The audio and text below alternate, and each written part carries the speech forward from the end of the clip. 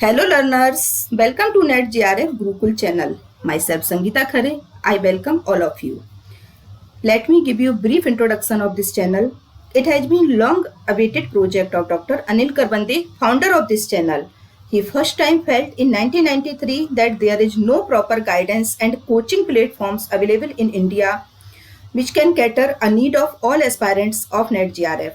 To fulfill this need, he started free guidance of NET JRF in 1993.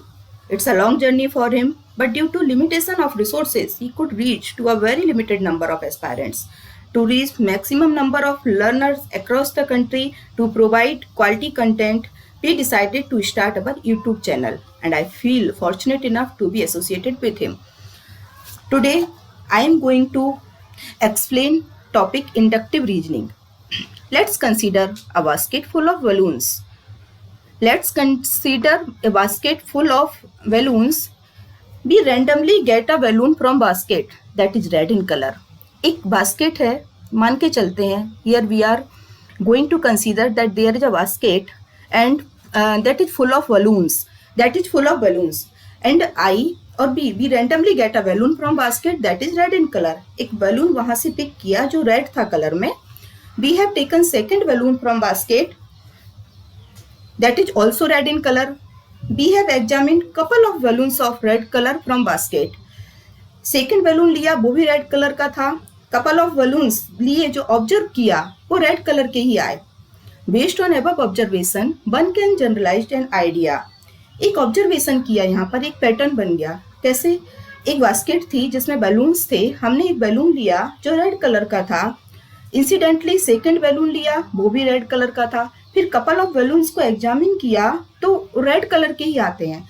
इसके जो एक observation यहाँ पर जो एक पैटर्न बन गया उसके बेस पर कोई भी anyone can generalize an idea that all the balloons in the basket are of red colour. कि जितने भी बलून्स हैं बास्केट में वो रेड कलर के ही होंगे.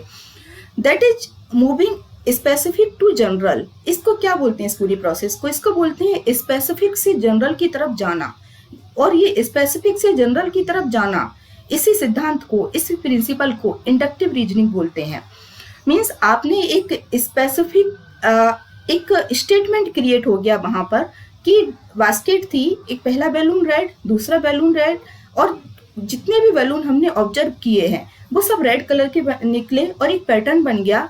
हमने यहाँ पर कंक्लूड किया ये हम एक स्पेसिफिक से जनरल आइडिया वहां पर डेवलप हो गया कि बास्केट के अंदर जितने भी बलून हैं वो रेड कलर के ही हैं. इसका नेक्स्ट एग्जांपल देखते हैं. Let's see example of inductive reasoning. Induction dimension. Ram's mother is a doctor. Ram की माँ डॉक्टर है. एक स्पेसिफिक स्टेटमेंट है हमारे पास.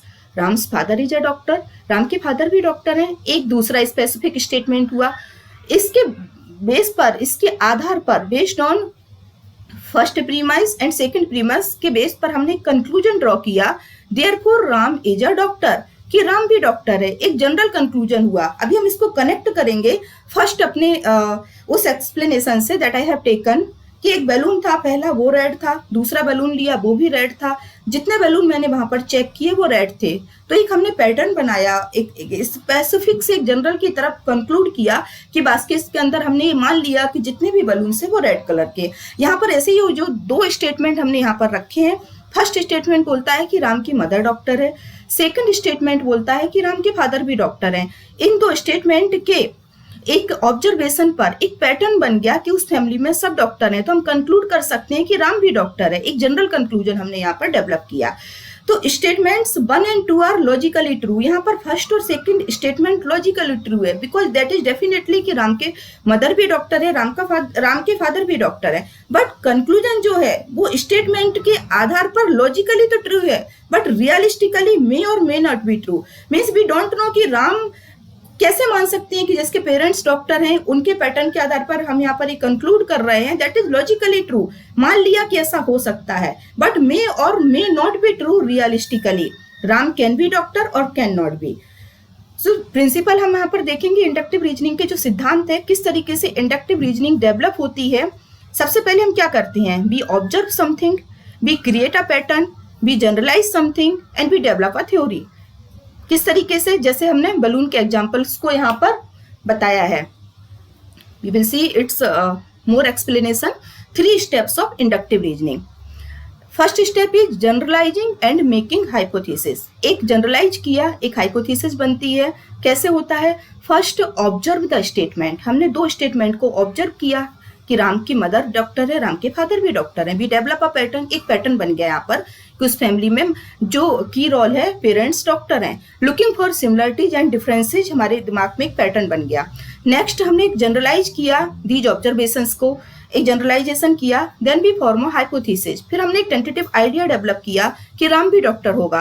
Finally in some situation we can apply those hypothesis to make a prediction about the next few influences. मतलब इन जो एक पैटर्न डेवलप हुआ फर्स्ट 2 स्टेटमेंट के आधार पर हम उसको आगे किसी भी कंक्लूजन में, इन्फ्लुएंस में प्रेडिक्ट कर सकते हैं. इसके जो की वर्ड होते हैं समझने वाले, इंडक्टिव रीजनिंग को it's opposite of deductive reasoning. Inductive reasoning opposite होता है डिडक्टिव रीजनिंग का. इंडक्टिव रीजनिंग में we make broad generalization from specific observation. कुछ स्पेसिफिक हम ऑब्जर्व करते हैं, एक पैटर्न को डेवलप करते हैं, जनरलाइज करते हैं, फिर एक थ्योरी डेवलप होती है. This is bottom up approach and it is also referred as cause and effect. Thank you. Kindly do like, share and subscribe this channel for more updates. Thank you very much. Thank you everyone.